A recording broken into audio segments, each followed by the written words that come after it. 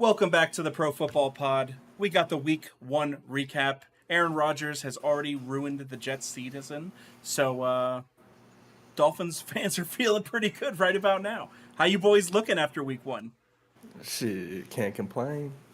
Any sweeps across the fantasy? I know that Justin didn't because I think I might have beat you in one of them.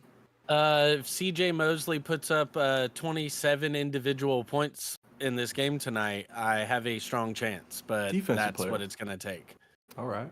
Gotta love the defensive players. Other than that, I'm looking at going 2-1 across my 2-1's not bad. I've only got one loss as well. I played the number one scorer in one of my leagues, so that happens. You know, he put up 180. I put up 130. That's what we like to see. I guess. So any takeaways from Week 1? Anything you guys noticed right away? There's definitely some teams that we were kind of high on that we're starting to question a little bit. What you guys got for me? I noticed in the 1 o'clock games, it was just real dry. Like to start the season off, it was just real slow going. Not much action for fantasy, especially. I got the ticket this year, and I was looking at all the games, and I was like, Browns, Bengals, probably two potential playoff teams. Probably should be the best game of the weather. You gotta take into weather though. But maybe, it is football. It was raining, but it wasn't raining. It wasn't I know, like I feel it was. Like, it's football. They should be out there playing. Like Deshaun was able to play. You know, the Browns looked all right. So like the Bengals should have been able to hold their own. But there is like statistics on the Bengals not being able to perform in the first game of the season, as well as being bad against the Browns. So. You just have to take those always into start consideration. slow. I mean, Joe Burrow has yet to go through like an actual training camp because the year he got drafted, COVID. That's so true. Yeah. And then he was dealing with the ACL injury, and then last year I think he was dealing with like an appendectomy. And so like the dude now literally he's missed, and then he had the calf this year. So they always start slow, but it's one of those things to where, yeah, enjoy it, Cleveland, but. In the end, like I think the Bengals still end up with the last laugh. And historically in his career so far, Joe Burrow just does not play well in Cleveland. So, I mean, it's one of those things too, but it's also Week 1. So it's either Bengals or they suck again and their season's over, or they'll be okay and go to the Super Bowl. Deshaun Watson made it look like the Browns have a capable offense. He was capable of throwing the ball. They were running the ball well. Chubb didn't have any touchdowns, which is upsetting for some of us, but that's not their team. Like looked like it was on the way to being able to, if they improve from here on out, it's going to be a pretty hard team to beat at this point. Top waiver wire pickups for Week 2. I want to get right into it. I think that we all knew that J.K. Dobbins going down was a possibility. And if you're one of the guys that has that problem where you had him rostered, you need him. I want to point at that guy over there, Justin. You've been preaching for everyone to get J.K. Dobbins. Have I? Yeah, it was one of your like my guys, you know. In a non PPR, I liked him. In a half PPR, I liked him too. But I just didn't like. I didn't have to draft him where he was being drafted. I felt like he was overdrafted in every draft I had, and that's why I let him slide. I think that to replace him, you've got to look a couple places. Now, Kenneth Gainwell should not be available in any of your leagues. But if some joker left that guy out there because DeAndre Swift, then you have to pick this guy up. Other running backs, my big pickup this week, I think that Kareem Hunt might get signed before this podcast goes live. You think to the Ravens? I think the Ravens sign him before we can even put this out here. It's not smart. I mean, they've already played in the division against the guy. He can run the ball. He can receive the ball. He's a total complete back. They need him. They already know they've lost their number one back for a whole season. I wouldn't pick him up, though, just because it seems like the Ravens' backfield has a curse on it. Like, there's something going on back there. That's true. I mean, maybe it's the training When's the last time you saw I don't Ravens know if the running back Ravens finish are the panicking season? that much because they trust Gus Bus. Like, They got handy, capable number 2 guy.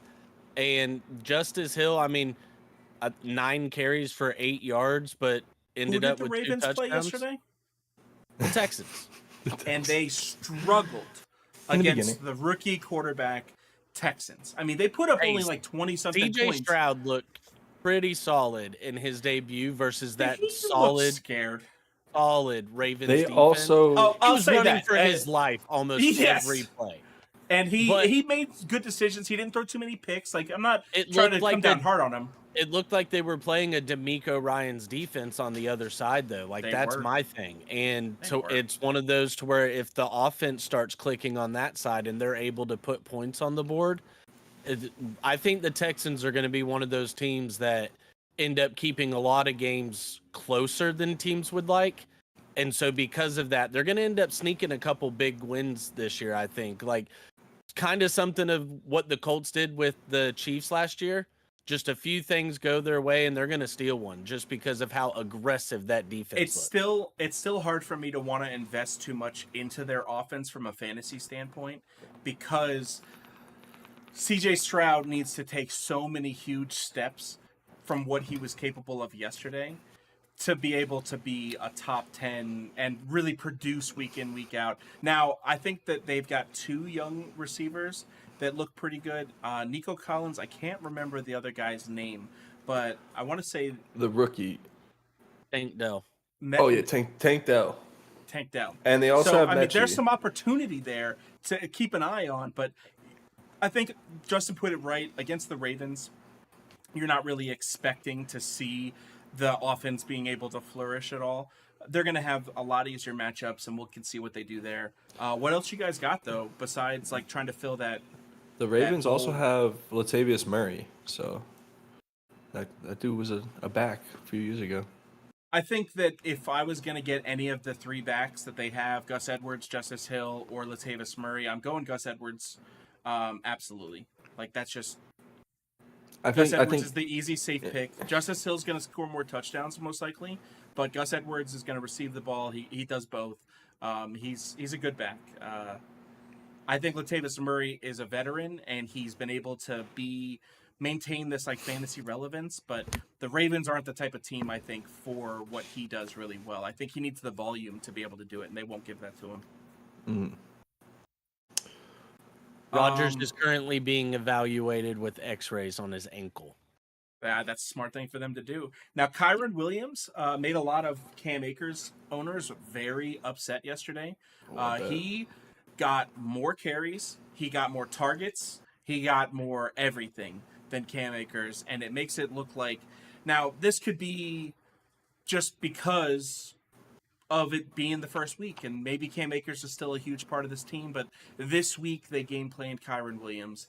Who knows? I think that Kyron Williams needs to be rostered in every single league. He just had way too much looks to not have him. Do you guys have any other running backs or anybody like that?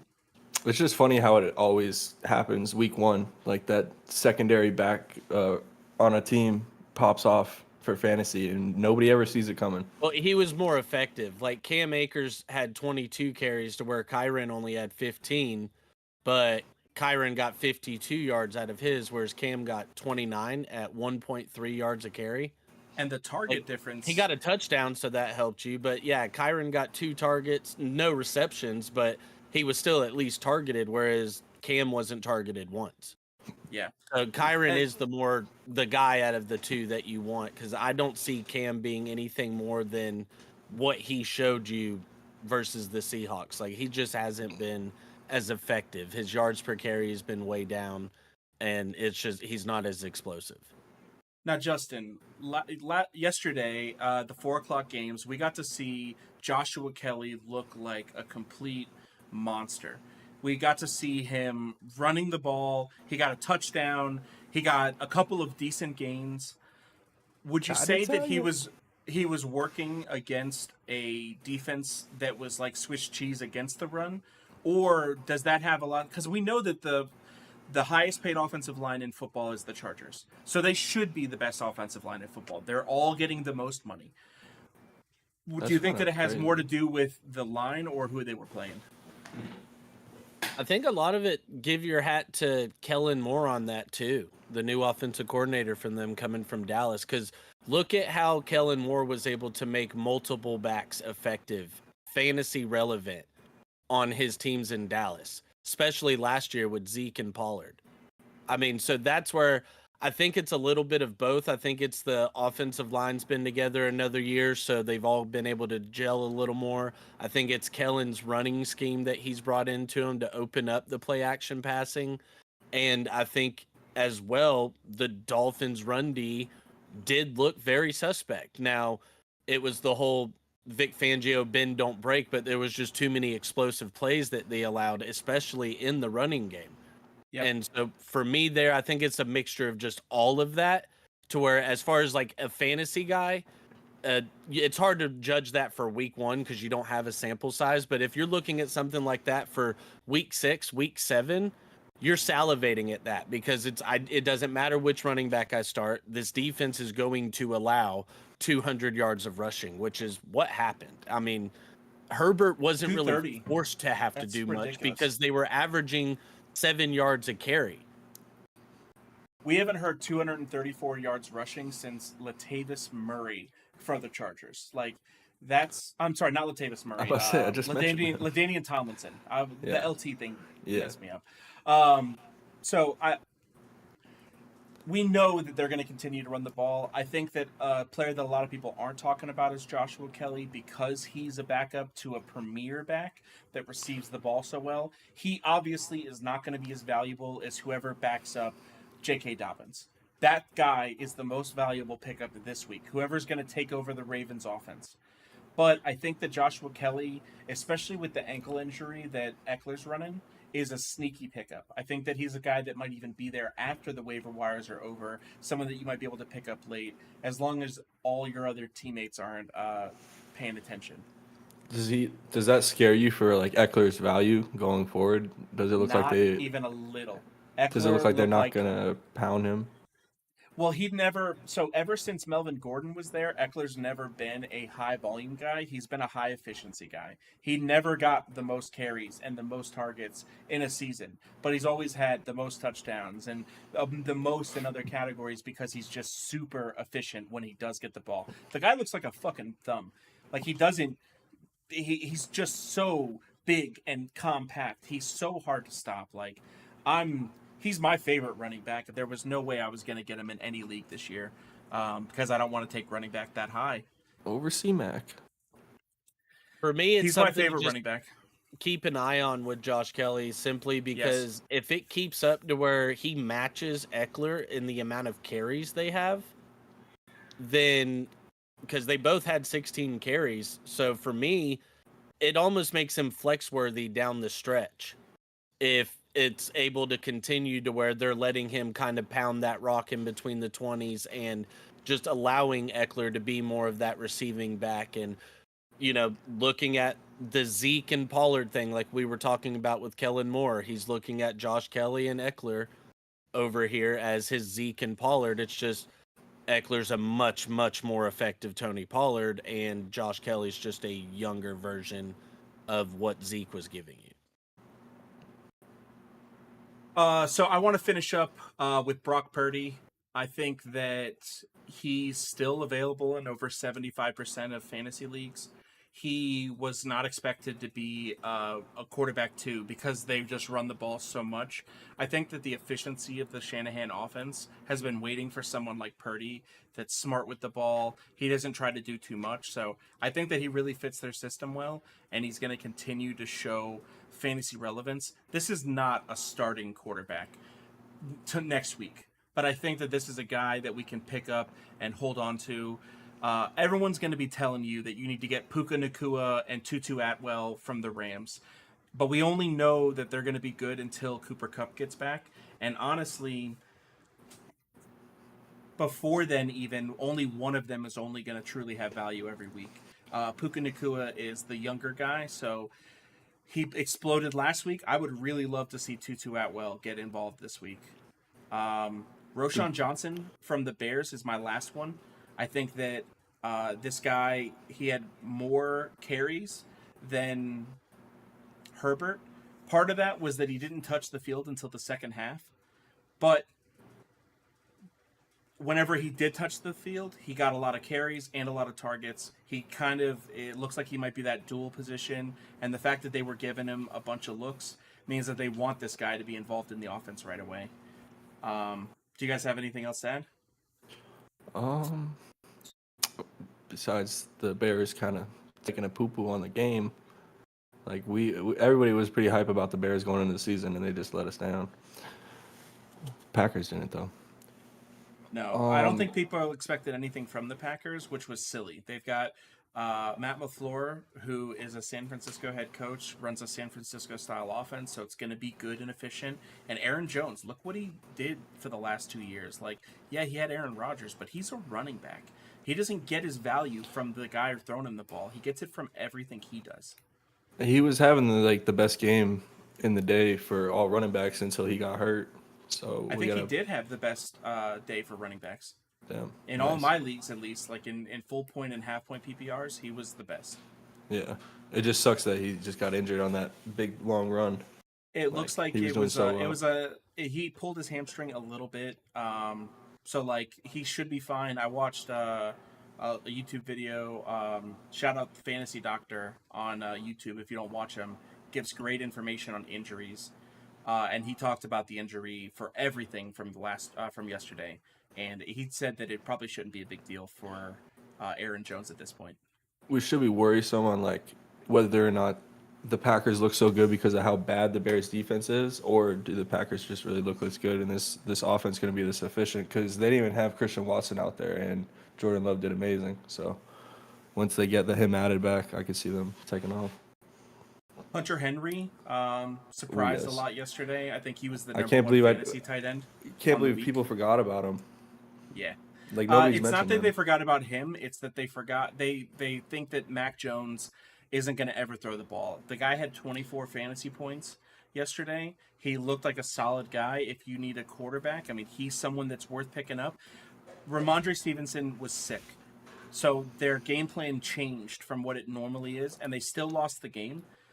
And they were down almost the whole time. So there was a lot of things that forced them to have to throw the ball. They're not going to do that if they're up. Still, Hunter Henry looks like a guy that they're going to target in the end zone, and we know how good he is. That's pretty scary how close of a game that was without Ramondre Stevenson playing then. He played. He was sick. Gotcha, but to his full, capability. Yeah, exactly. Yeah. He still got just 6 receptions for 64 yards. He was solid. Now, he ended up with 14 yards points per carry is what you don't want to see, but exactly. Yeah. Tyler Algier, that boy kind of popped off on the goal line. If Tyler Algier is available in any league, I mean, he should have been drafted 100%. We knew that Bijan was a top pick, but I think this is a perfect opportunity for us to segue into top dogs. My top dog is Tyler Algier. I think that everyone that drafted Bijan at number 5 to 7 overall and then didn't get Tyler Algier in the 10th or 11th round, crazy. You guys are crazy. You don't understand running backs. If Tyler Algier is playing in the type of scope that he was yesterday, then he's about to give somebody else a lot of value. Let me talk for the people for a second. It's hard to roster all these freaking handcuffs when you got bye weeks and stuff. You only have so many roster slots you're working with, so you got to get running backs on other teams so you can work with bye weeks. So it's hard to maneuver like that, I don't care get about bye both weeks handcuffs for until both the that running week. backs you get. I think about bye weeks the week before. I think that trying to set up your whole season on I can't have these bye weeks and whatnot, just drop whoever your worst player is and pick up somebody to fill that position that week. If that player that's your worst player you can't drop, then don't even drop anybody. You're probably going to win the whole league anyways. If your best player is so good that you can't drop them because of a bye week, your worst player, then you just won the whole league. Don't worry about it. Well, that's what sucks about drafting depth in the middle of those rounds like that. You sometimes need to draft players that you're willing to drop, because it sucks when you're holding on to these players looking for that value in the future. So I think that that's a really big misconception that these depth guys that we're drafting, I'm ready to drop every one of the guys that I drafted from round 9 onward within the first 3 weeks. Every one of them is trying out for my team because I know that those 6 roster spots, people like Kenneth Gainwell and Puka Nacua. Puka Nacua is available in 90% of fantasy leagues. I've never heard of this guy. Thank you. Nobody knew who this guy was really before the season started. Rashid Shaheed is available in 85% plus in fantasy leagues. So these guys are the reason that I'm totally okay with dropping the bottom 3 on my team, because all of those guys have shown me already that they have more potential. The most important thing for me is looking at how many targets my players get. If I can get a receiver to have 8 and a running back to have 5 targets and average at least 5 to 10 yards per target, then we've got a winner. I think that I gave my top dog, though. Tyler Algier showed up for the homies this week, helped Atlanta get a victory over the number 1 pick. What do you guys got? That cheetah. That boy took the fuck off. He really did. And he's going to continue to do so. So, watch out, y'all Finiacs. I mean, he was the number 1 fantasy receiver on the week. If you didn't take him at the 3rd pick, you were crazy. I told like you. Jamar Chase, that's where I you feel need like to take him. Still was a safer 2nd pick.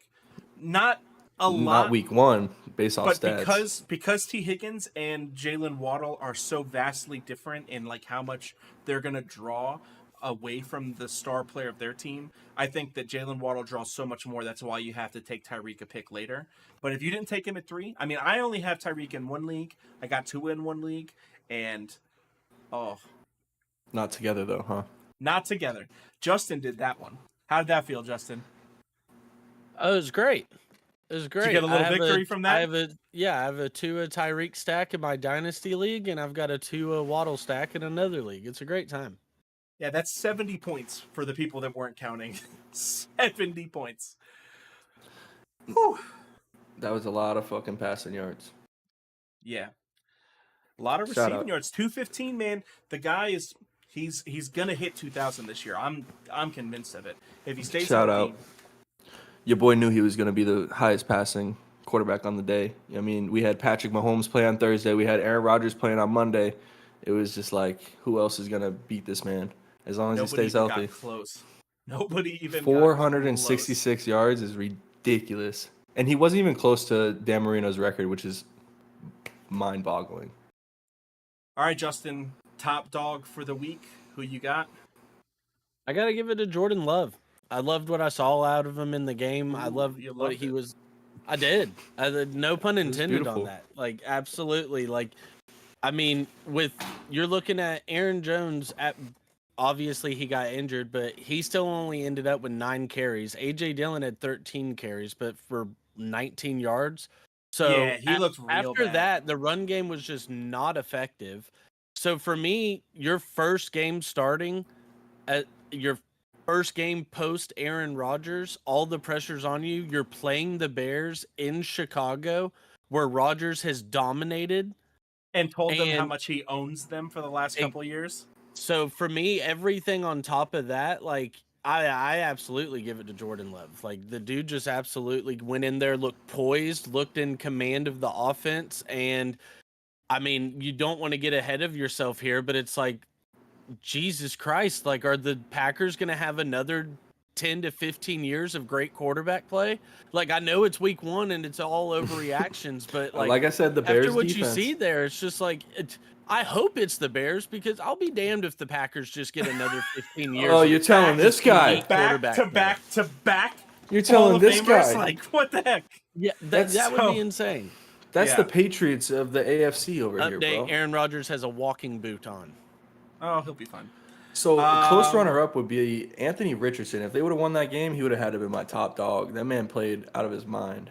So Anthony Richardson, fantasy-wise, was unbelievable, but he 100% lost the game for his team. We were talking about it in a group chat that Anthony Richardson looked so good, and come third quarter, everyone was like, "Man, is this guy just gonna Lamar it this year?" And my only response was, he's a rookie. He's gonna make mistakes. So, let him make some mistakes before we just make this guy goated first. And he threw the pick, which ended the game. That pick was a game over from then on. I think that he's going to be special. And honestly, his injury, by the way, I have him in my Dynasty League, so pretty invested in Anthony Richardson. Injury looks like not a big deal. It's a bone bruise on his knee. It's not as severe as Travis Kelce's injury, even in the slightest, and Kelce might be back this week as well. That's actually wild. But yeah, I just loved what I saw from AR-15. He looked crisp, and except for that last drive. But like other than that, I thought he had the game. You know, the way that they were just driving down the field and not, giving up. I like to see that. Now, he was one of those that came in like quote unquote as advertised. Exactly. Like he made the typical rookie mistakes I expected to see, but he also, like with his athleticism, made some of the plays I expected to see as well, to where for me as a coach and as a fan, it's honestly like nothing but optimistic for you, just because it's kind of just, okay, let's build on this. Like it was a good performance for him. Now, I do think he's going to get a talking to, and he's going to learn like, hey, maybe not dive head first. Yeah, like we need you out here. Like, this isn't Florida where you're just trying to get like an extra three defenders that he just threw his shoulder into. The thing is when you get that low, like your only goal there is to throw your shoulder and land. Like you're not fighting to go to the end zone. Now, if you try to stay up for that, that's different. But yeah, I mean, like you said, you just got to be smart there, and he'll learn. We're a quarterback. We don't need to get a couple more. We just need to get a touchdown. If it's not a touchdown, it's not worth it. I agree. He will go in. Now, if I don't mean to transfer over to college, but do y'all see the Alabama quarterback? He looks exactly like Anthony Richardson, play style wise. Nice. And it's nice to see Alabama have a quarterback like that. Yeah, number 4, Milroe. He's a scrambler. It's wild to see, like because even when Jalen Hurts was there, he didn't scramble so much. But yeah Milroe, he's got some wheels on him. Yeah. Now, good comparison, AR-15. Did you guys see any porch puppies? Anybody just sitting on the porch watching all the big dogs go out there and eat this week? The entire Pittsburgh Steelers team. They were just aside from TJ Watt. Well, and Muth. Muth got a touchdown. The Muth was loose. He did his job. The Muth was loose. Okay, he did his job. Good there job. we you go. Got points on the board. The Steelers had 3 sacks as a team. TJ Watt had all 3. You take him out of the game, they're even worse, and that's insane. He had a forced fumble too. You're forgetting he also had a forced fumble. Exactly, dude. He's such a game wrecker. So, the entire Pittsburgh Steelers, as much as they were hyped up this offseason, and for whatever reason, they just started getting hyped up. And it was the preseason games and all the clips coming out of Pickens and everything. Just came out and Darnell Washington blocked Joey Porter to the next county. Oh, yeah. They got dominated. Yeah, I don't know if that'll happen every week. I think we got to take that with a grain of salt. They played the 49ers. We don't really know what the 49ers are with Brock Purdy coming in. We don't have that much film on him. We know they have a great defense, so it's just like that. I can't really say I'm out on the Steelers yet for the season. Like, I think they still have what it takes. It's nice to see. We got to see it. But Deontay Johnson getting hurt was not good for them. Not at all. Allen Robinson's a big pickup because of Deontay Johnson going down. They just picked him up? With him. No, he was already on the team. Nobody cared about Robinson because he obviously doesn't want to play football anymore after the Rams. Just paychecks. Exactly. But mine is also not just one player. I think that the entire Falcons receiving core, Pitts and Drake London specifically, but like, dude, I mean, we knew Desmond Ridder wasn't going to be throwing the ball a lot, but we got to get open. Like, these guys didn't even... I think we had 1 target and 1 catch on Pitts and 0 receptions for Drake London. Everyone knew that Bijan was going to be the guy. That's why he was taken at 7. They knew that they were going to run the offense through him, and that Algier would probably get some value, but Drake London should still exist in a fantasy relevancy. Michael Pittman looked amazing in the exact same type of situation. And he ran a screen for a touchdown. So, well, that's my thing. Your 2 best pass catchers, and there's 4 targets between the 2 of them. Like you said, London 1 target, 0 catches. Kyle Pitts 3 targets, 2 catches, 44 yards. Like Kyle Pitts alone, where they drafted him, like how does he not get used more? Now, I put a lot on that too of the play calling and Desmond Ridder. Like you complete 15 passes for only 115 yards. That's 10. Like, what are we That's doing here? Not barely over 10. He went Under 15 10. of 18, so his overall rating was 111.8, but his QBR, the one that matters, 28.9. Like, he was irrelevant. Your Now, punter they were throwing a up 40-yard the whole pass game, on a weren't fake they? punt would be more effective than what Desmond Ridder gave you. Weren't they up the whole game? Now, yes, they were able to lean on the run. But I mean, still play 26 action total pass. I mean, carries. dude, you still I know. throw the ball. You still throw the ball. So that Yeah, but just he's to keep also the defense honest. It's also kind of like a 9 rookie receptions to the quarterback. I running told you backs. this with Ridder. That's We check haven't down seen. city. Yes. We 9 haven't to seen the much running of Ridder. backs and only 3 between their best 2 receivers. Yeah, it's insane actually.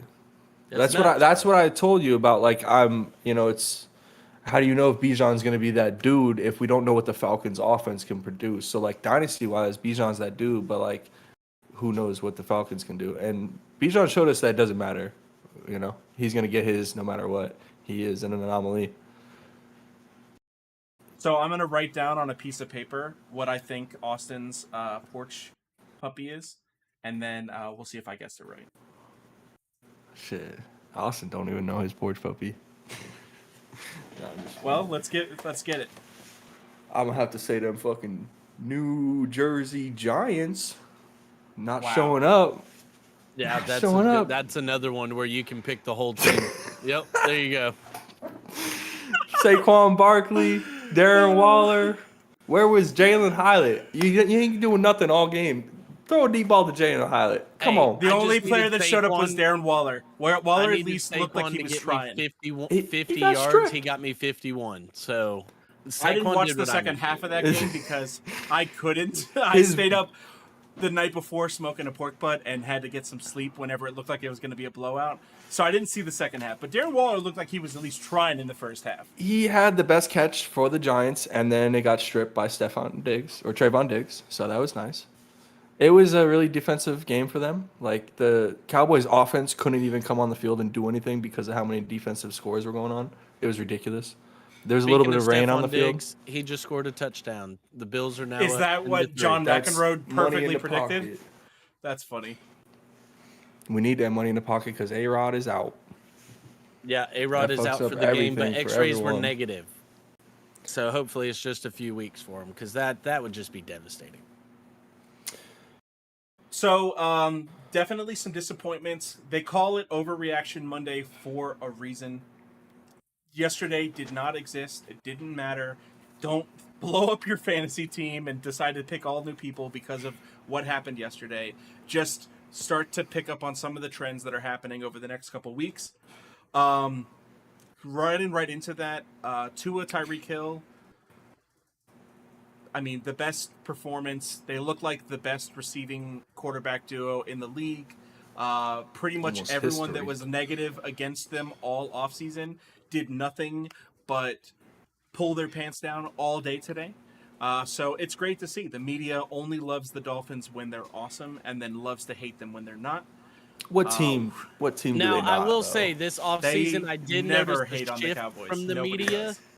I did notice the shift this offseason from the media to where it wasn't necessarily anymore on Tua's talent or if they can get it done with Tua. It was more injuries. just, yeah, can he stay healthy? Which that's on everybody's mind. But And it's every player in the NFL. and Aaron Rodgers just honestly, got hurt on the I first drive. I didn't want to pick another one from that game for my top dog because Austin already picked Tyreek. And if I didn't, I wasn't going to pick Tua. I was going to pick that Dolphins offensive line. With Teron Armstead being out and Tua didn't get sacked one time, with Joey Bosa and Khalil Mack out there, the dude barely got touched. That for me was just I want to best say he thing got see. hurried less than 5 times, and he didn't get a quarterback hit the entire game. What was really interesting though was seeing when you guys would hand the ball off, it looked like you had no offensive line on the field. But then when you went to do a pass play, it was like you had the greatest offensive line in front of you because he had all the time in the world. It's not the it greatest. Was very it wasn't all the interesting time to in the see, though. world. He got the ball out super quick every time. And he does that.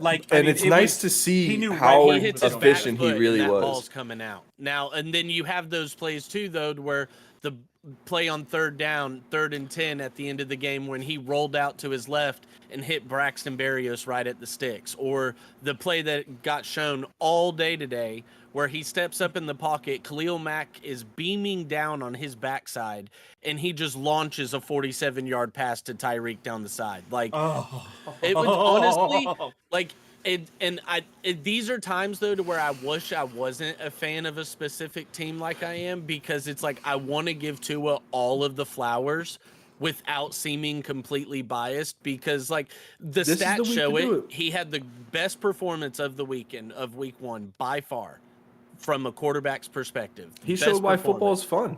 And exactly, and it's one of those too, to where after so much of him getting shit on over the first couple years too, to where even if I didn't like him, I would be forced to root for him, because it's just, you just want to see him succeed. Underdog because story. The Dolphins are so fun to watch with him in there, though, because they're never out of it. They can score in 5 seconds. You had 9 seconds on the clock, went down the field and got a field goal before the half. That ended up being the difference maker in the game. He throws a pick, and on his next offensive play, he throws a 40-yard bomb to Tyreek. That's been his whole career, bro. Tyreek had the guy. Tua is an elite god.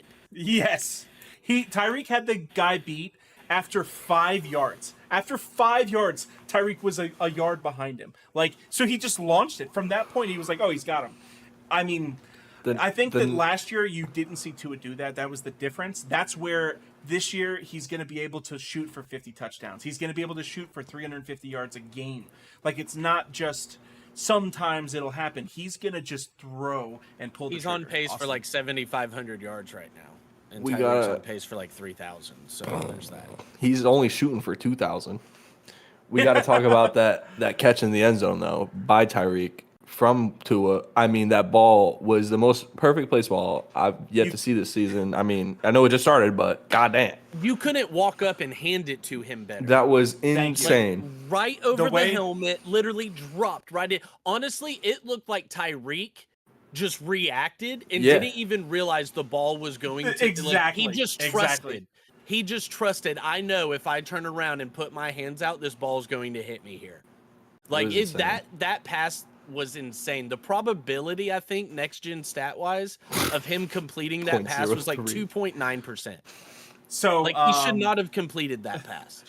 The defender was all over the place. Chris Sims today said, "You don't throw that ball in the end zone unless you throw it like that. Like, you don't throw that pass ever, because that gets picked 7 times out of 10. Like, it's just such a high percentage interception. To a 5'10" wide receiver.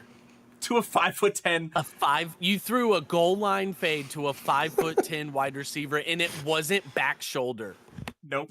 You just said, "I'm gonna dump it over this guy's helmet real quick. He's not even gonna know what happened." It was awesome. The second best receiver on the day was definitely Brandon Ayuk. And Brock Purdy seemed to have a bit of a connection. Now, a little pickoff for the Bills right there. What was that? Milano? Of course it is. Of course it is. Penalty. He had to get up and chirp at Zach Will. Yep. Well, he don't care about that. Milano's dirty. I said it. He is. So, yeah, Brock Purdy, Brandon Ayuk, great combination. They looked like it was starting last year, the couple games that Deebo Samuel missed. But, I mean, with him being, even with both of them being in, Deebo did not look like a target compared to Ayuk. And Ayuk seems like he's developed into that, like, number one receiver ability. He can play the outside role perfectly.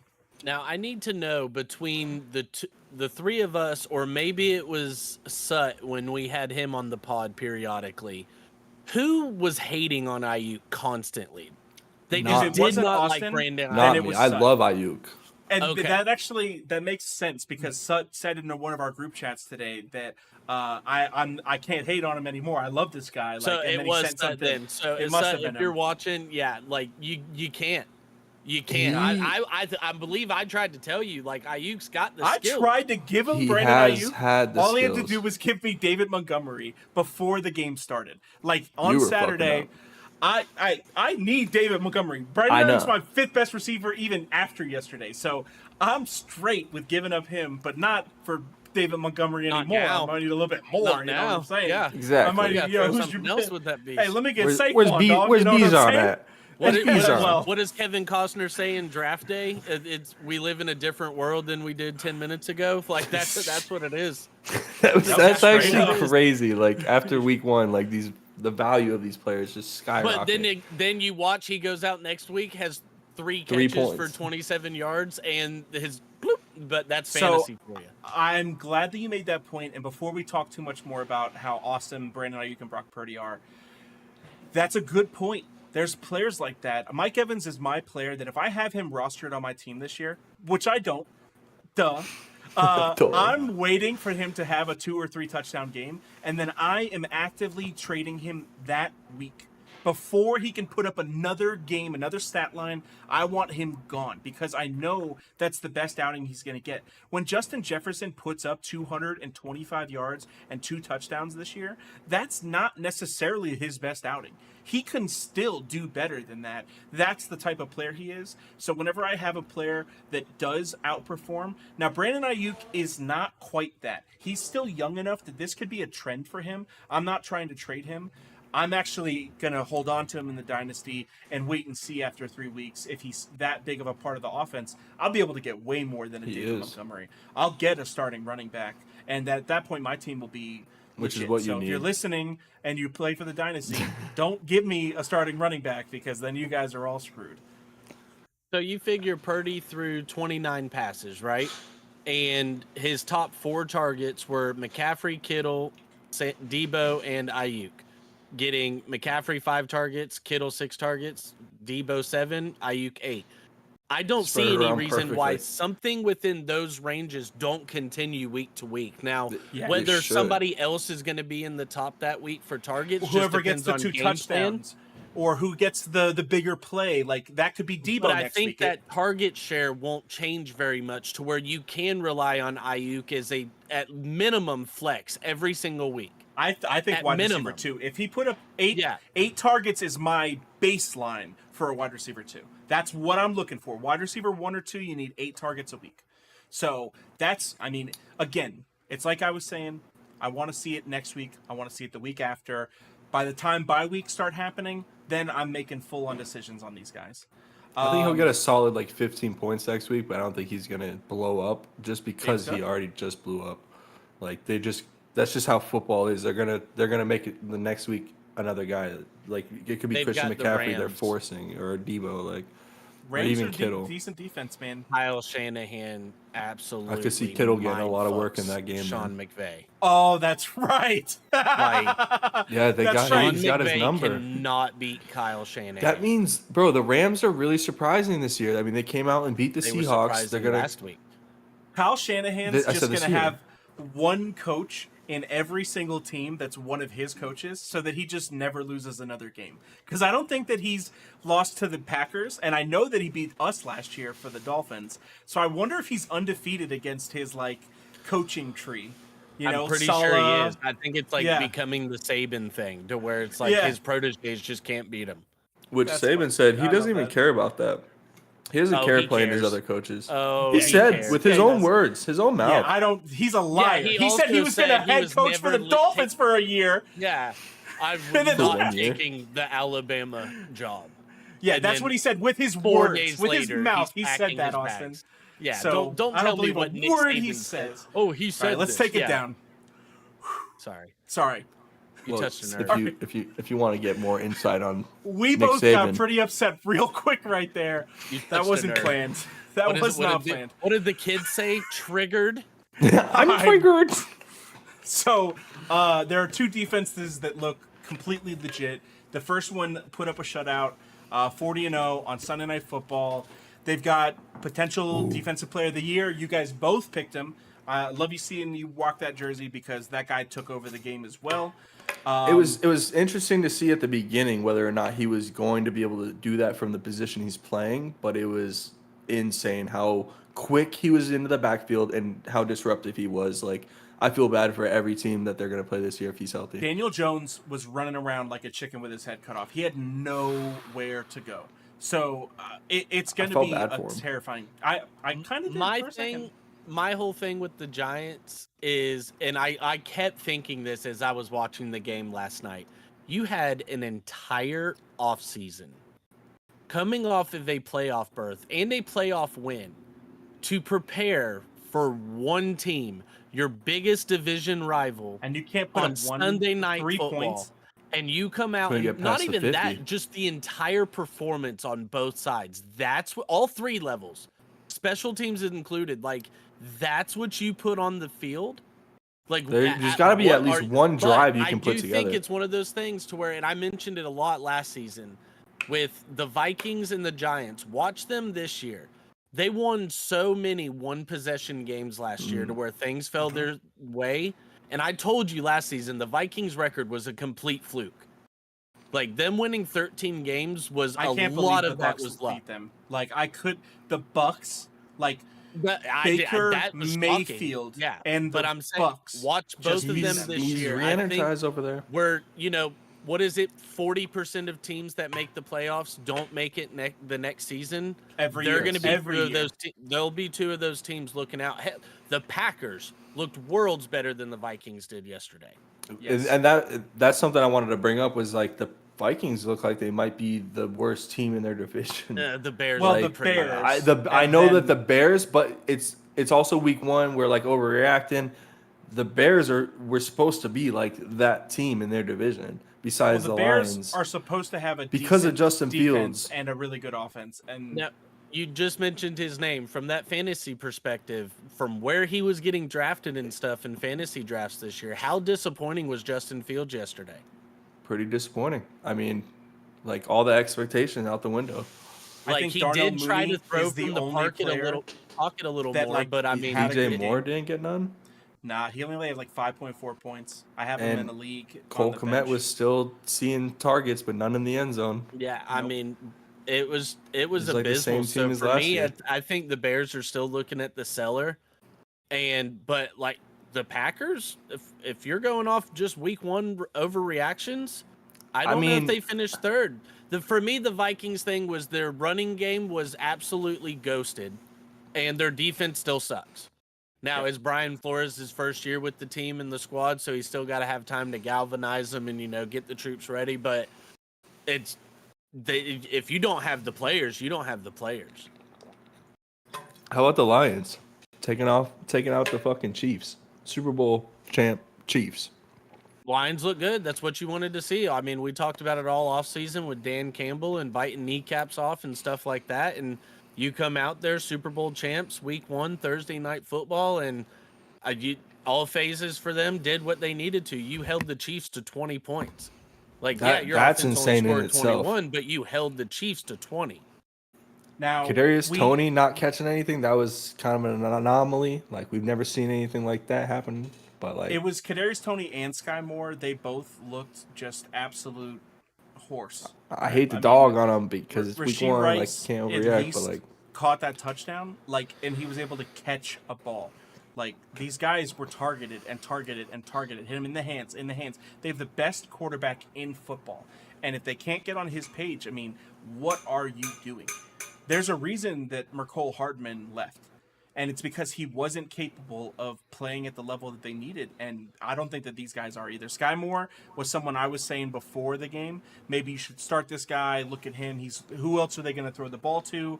But I'm terrified Casper. of ever putting him in a roster. Ever. Looking ahead to next week with how that played out, I would go ahead and start betting Travis Kelce over on his yardage, bet an anytime touchdown for Travis Kelce, bet him over on Always. his receptions. Like, Kelsey's going to come out next week with 12 catches for 120 yards and at least one touchdown. Like, you watch. Just because he's There's going to a be the only reason guy that's open.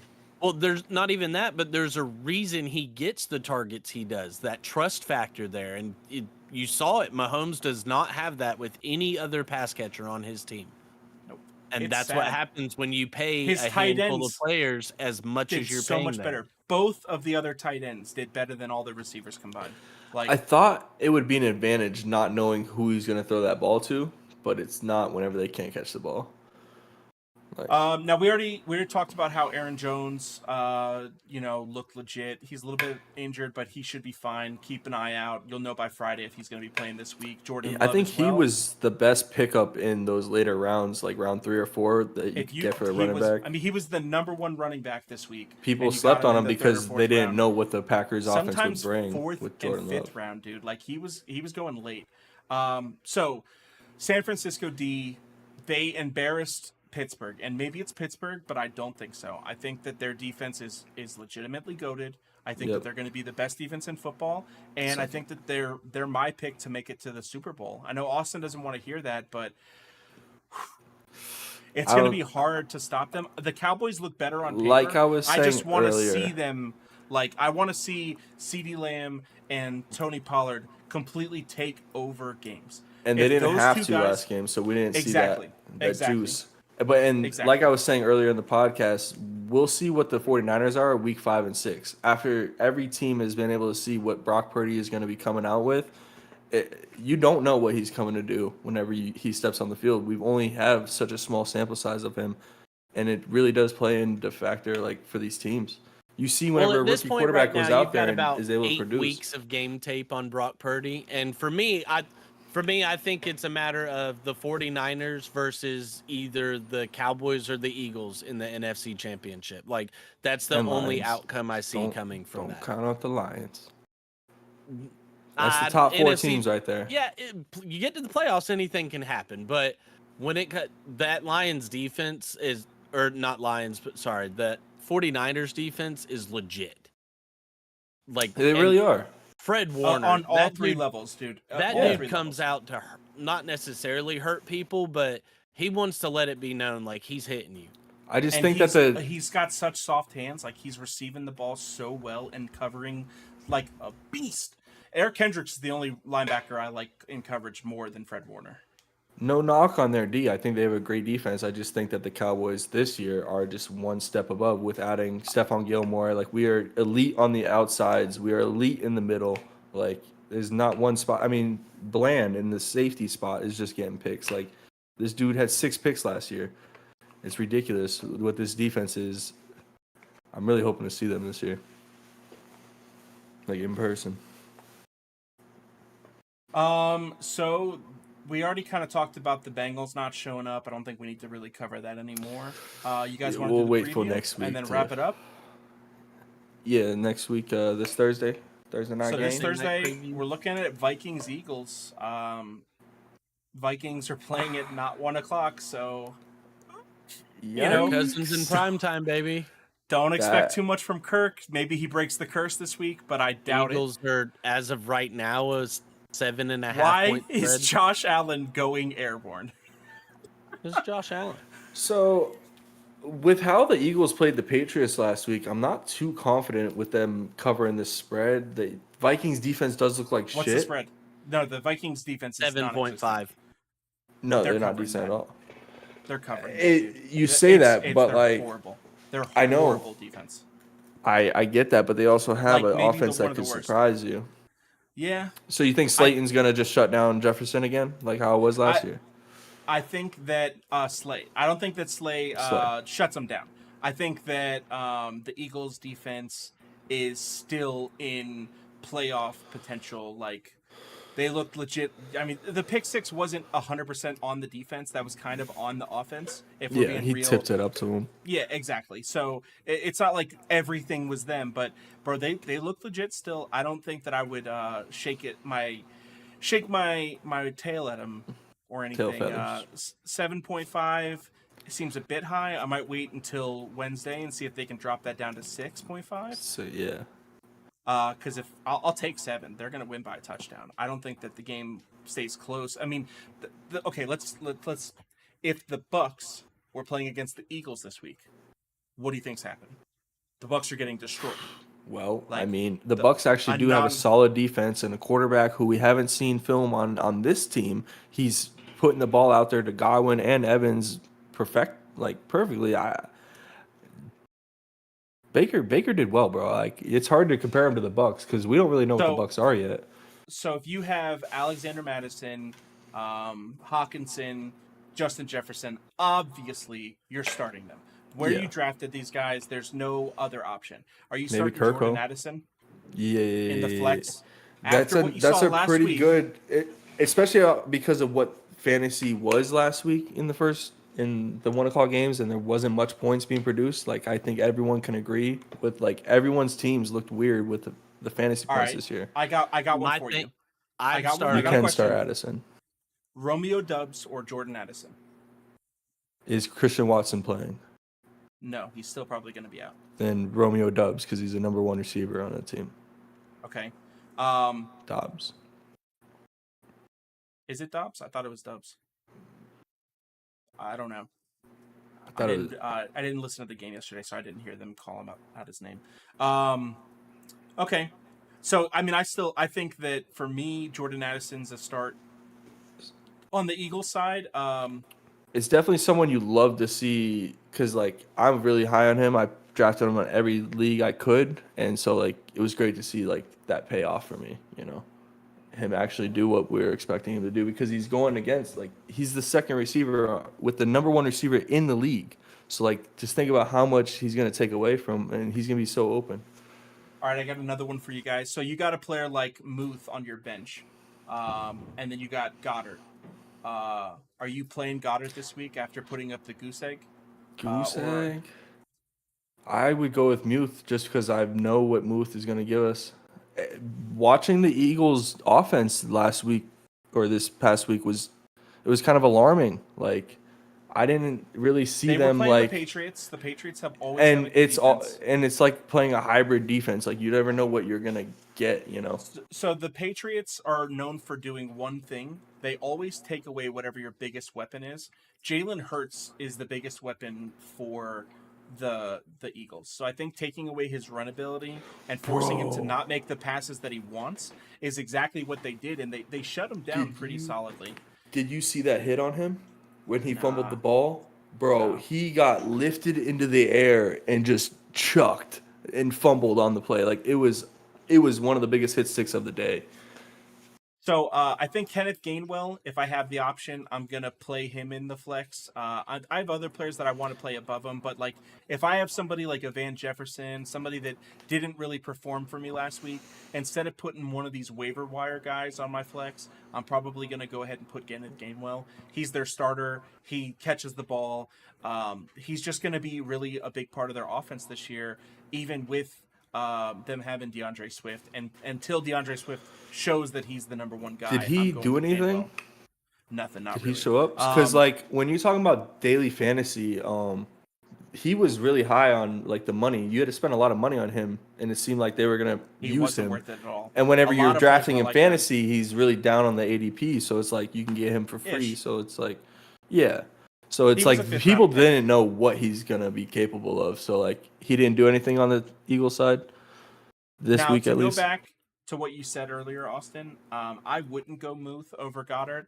I think that the New England defense versus the Vikings defense, I'm not worried about Dallas Goedert being able to get open. They don't have any linebackers that are going to be able to cover him, like at all. They don't have Eric Kendricks anymore. He plays for the Chargers. So I think that Goddard's an easy start this week. I honestly am looking to try to trade for Goddard to somebody that's freaking out because of him putting up a goose egg. I'll give him Sam Laporta or somebody like that, because Sam Laporta, even though he's a starter, he's still a rookie. He's still not going to get the amount of target share that Goddard is going to be guaranteed. Whenever I'm looking for a tight end, I like to look for like teams that have rookie quarterbacks that really have to just dump it off to their tight end and feed him That's like Justin's that. thing. Because That's- whenever you have Goddard on the Eagles, a top tier offense, like they don't need Goddard. Like they're running the ball efficient enough where they can just win every game. So like why do they Well, need that's to pass where this ball to him unless they're only down, needs- and that's rare. 3 or 4 targets to be completed a game for him to have so much value, because he can get 30 and 40-yard chunks because Devonta Smith and A.J. Brown are on the outside. He opens up so much for you. So don't freak out. It's Overreaction Monday. If this episode's been a long one, we are normally going to do an episode every Friday to preview the next week's fantasy. We will not be able to do one this week. So keep you guys' ears out. We'll put some stuff on Twitter, and I might come out with like a quick start and sit video this week. Do a solo John. So thanks for joining us. Make sure to like, comment, subscribe, follow everyone on Twitter. Keep on watching football and stay classy. Shout out Toasty Roast Tea. Shout out.